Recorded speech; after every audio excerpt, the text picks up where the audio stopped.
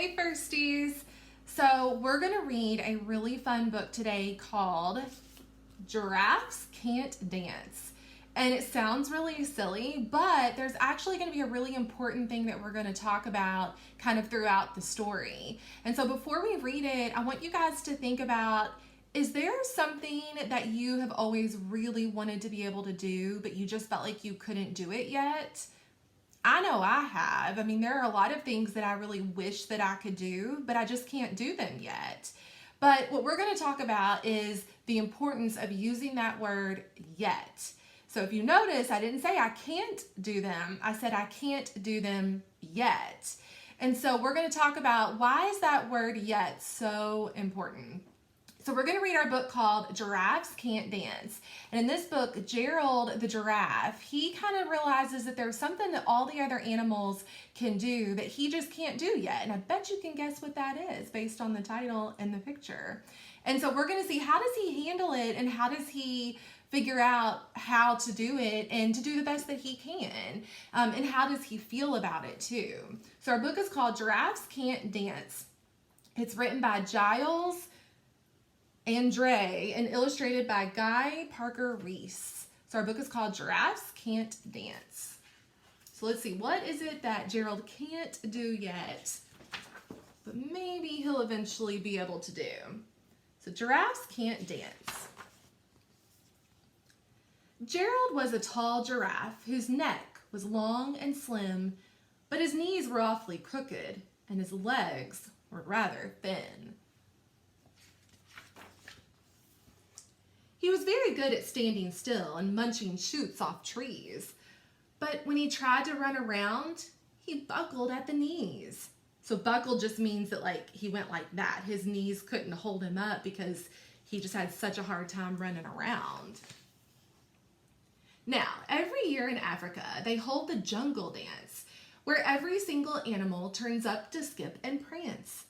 And this year, when the day arrived, poor Gerald felt so sad, because when it came to dancing, he was really very bad. All right, so if you guessed it that he couldn't dance, then you guessed right. So let's see what happens when he realizes that he can't dance. The warthogs started waltzing, and the rhinos rock and rolled.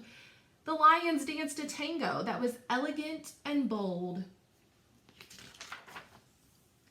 The chimps all did a cha-cha with a very Latin feel.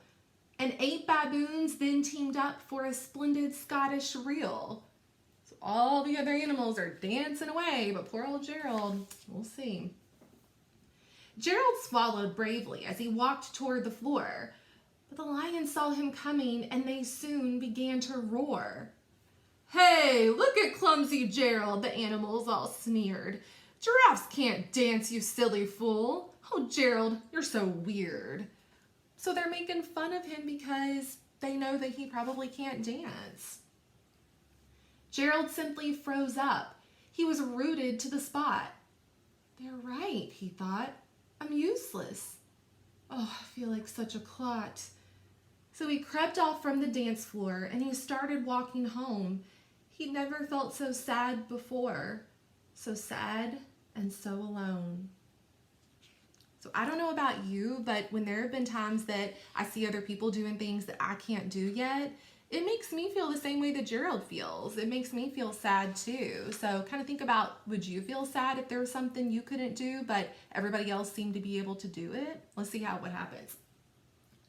Then he found a little clearing and he looked up at the sky.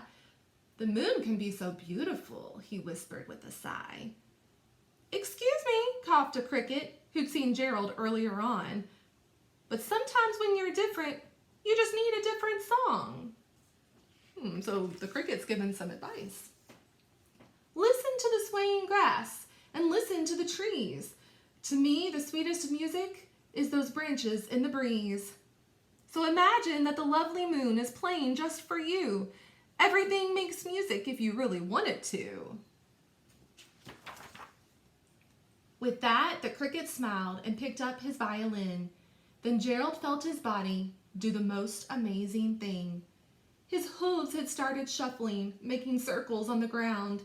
His neck was gently swaying and his tail was swishing round. What is he starting to do? He threw his arms out sideways and he swung them everywhere. Then he did a backward somersault and leaped up in the air. Gerald felt so wonderful. His mouth was open wide. I am dancing. Yes, I'm dancing. I am dancing, Gerald cried. Then one by one, each animal who'd been there at the dance arrived while Gerald boogied on and watched him, quite entranced. That just means like they couldn't stop watching. They shouted, "It's a miracle! We must be in a dream! Gerald's the best dancer that we've ever seen!" How did you learn to dance like that? Please, Gerald, tell us how. But Gerald simply twirled around and finished with a bow. Then he raised his head and looked up at the moon and stars above.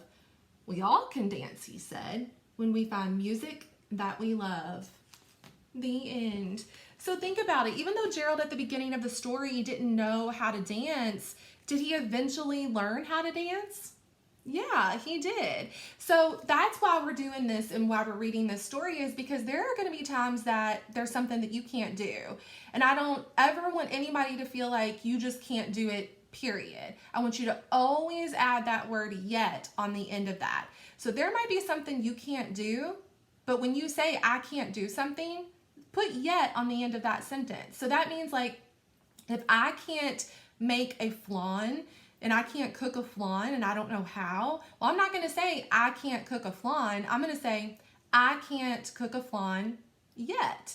Because I can try, and it's just something I can't do yet. It doesn't mean that I'm never going to be able to do it, just like you guys. So you're going to head back to Seesaw, and you are going to tell me something that you can't do yet. We're going to put that word yet on the end. And then you're going to tell me something that you can do.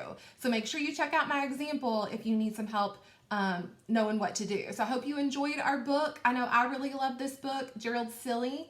But he teaches us a really good lesson that even if we can't do something right now, it doesn't mean that we won't eventually be able to do it. So remember, if you can't do something, you can say, I can't do this, but you're going to put what word on the end? Yet.